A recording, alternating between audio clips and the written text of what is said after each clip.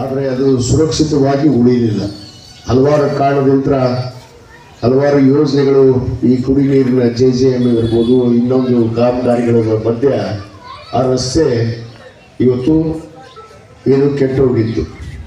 ಈ ಒಂದು ರಸ್ತೆಯನ್ನು ಶಾಶ್ವತವಾಗಿ ಉಳಿಬೇಕು. ಯಾಕಂದ್ರೆ ನಾನು ಕಂದಗಲಿಗೆ ಯಾವಾಗ ಬರ್ತೀನಿ, ನಿಮ್ಮ ಮಾರ್ಕೆಟು ಕೈಪಲ್ಯ ಬಜಾರ್ ಇಲ್ಲೇ ಇರುತ್ತೆ. ಸಾರ್ವಜನಿಕರು ಎಲ್ಲರೂ ಇಲ್ಲಿ ಇದೇ ಮುಖ್ಯ ರಸ್ತೆಯಲ್ಲಿ ಅಡ್ಡಾಡುವಂಥದ್ದು.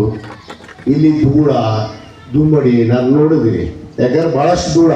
ಯಾರು ಕೂಡ ಸಾರ್ವಜನಿಕರು ಇಲ್ಲಿ ಅಂಗಡಿ ಪಂಗಡಿ ಇಟ್ಕೊಂಡಂಥವ್ರಿಗೆ ಭಾಳ ತೊಂದರೆ ಆಗ್ತಿತ್ತು. ಅದನ್ನು ಕಂಡೇ ನಾನೇ ಈ ಯೋಜನೆಯನ್ನು ನಮ್ಮ ಸರ್ಕಾರದ ವತಿಯಿಂದ ವಿಶೇಷವಾಗಿ ಏನು 5 ಕೋಟಿ ರೂಪಾಯಿ ಅನುದಾನ, ಆ 5 ಕೋಟಿ ರೂಪಾಯಿ ಯೋಜನೆಯ ಭೂಮಿ ಪೂಜೆಯನ್ನು ನಾನು ಇವತ್ತೇ ಇಟ್ಕೊಂಡಿದ್ದೀನಿ. ಒಂದು ಮೊದಲದ್ದು ಕನ್ನಡದಲ್ಲಿ ಸುಮಾರು ಎಷ್ಟಪ್ಪ ಇದೆ ಅನುದಾನ?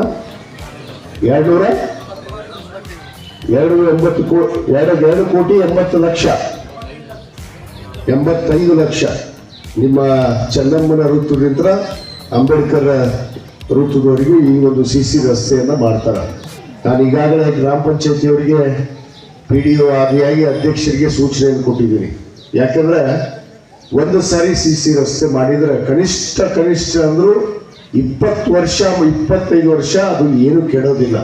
ಆದ ಕಾರಣನೇ CC ರಸ್ತೆ ಆದರೆ ಒಂದು ಶಾಶ್ವತವಾಗಿ ಈ ರಸ್ತೆ ಉಳಿಯುತ್ತೆ ಅನ್ನೋ ಒಂದು ಉದ್ದೇಶದಿಂದ ಅದರ 2 ಕೋಟಿ 85 ಲಕ್ಷ ರೂಪಾಯಿಯಲ್ಲಿ ಇವತ್ತು ಈ ರಸ್ತೆಯನ್ನ ಭೂಮಿ ಪೂಜೆಯನ್ನು ನಾನು ಸಂತೋಷದಿಂದ ನೆರವೇರಿಸಿದ್ದೀನಿ ಅನ್ನೋ ಮಾತನ್ನು ನಾನು ಇವತ್ತು ಹೇಳಕ್ಕೆ ಇಚ್ಛೆ ಪಡ್ತೇನೆ. ಆದರೆ ಇದರ ರಕ್ಷಣೆ ನಿಮ್ಮ ಜವಾಬ್ದಾರಿ, ಗ್ರಾಮಸ್ಥರದು.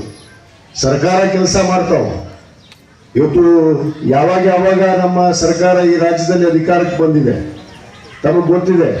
ಹಿಂದೆ ನಾವು ಕೆರೆ ತುಂಬಿಸುವಂತ ಕೆಲಸ ಮಾಡಿದ್ವಿ. ಸುಮಾರು 50 ಲಕ್ಷ ರೂಪಾಯಿ ವೆಚ್ಚದಲ್ಲಿ ಕೆರೆ ತುಂಬಿಸುವಂತ ಕೆಲಸ ಮಾಡಿದ್ದೆ. ನಿಮ್ಮ ಕೃಷ್ಣಾಪುರ ಕೆರೆ ಅಲ್ಲ, ಕಂದಗಲ್ ಕೆರೆ ಅಂತೀರಿ. ಕೃಷ್ಣಾಪುರ ಇರ್ಬೋದು, ಸೋಮರಾಪುರ ರಸ್ತೆ ಇರ್ಬೋದು, ಗೋನಾಳ್ ಕ್ರಾಸ್ ರಸ್ತೆ 10 ವರ್ಷ ಆಗಿದ್ದಿಲ್ಲ. ನಮ್ಮ ಗೋನಾಳ್ SK ರೋಡು ಅದನ್ನು ಕೂಡ ನಾವು ರಸ್ತೆಯನ್ನು ಮಾಡಿದ್ವಿ. ಮತ್ತು ಮುಖ್ಯ ರಸ್ತೆ ಏನು ಕಂದಗಲ್ನಿಂದ ನಂದವಾಡಿಗೆ ಹೋಗುವಂತ ರಸ್ತೆನೂ ಕೂಡ ಮಾಡಿದ್ವಿ. ಬಹುತೇಕ ಆ ಕಾಮಗಾರಿಯನ್ನು ಹಿಂದಿನ ಅವಧಿಯಲ್ಲಿ ಆದಮೇಲೆ ಈ ಇಳಕಲ್ನಿಂದ ಬರುವಂತ ಕಂದಗಲ್ ಮುಖ್ಯ ರಸ್ತೆಯನ್ನ ನಿಮಗೆ ಗೊತ್ತೈತಿ ಏನಾಗೈತಿ ಅನ್ನೋದ್ರ ಬಗ್ಗೆ ನಾನು ಹೇಳೋದಿಲ್ಲ. ಆದ್ರೆ ಅದನ್ನ ಖಂಡಿತವಾಗಿ ಇದೇ ತಿಂಗಳಲ್ಲೇ ಆ ಕಾಮಗಾರಿಯನ್ನ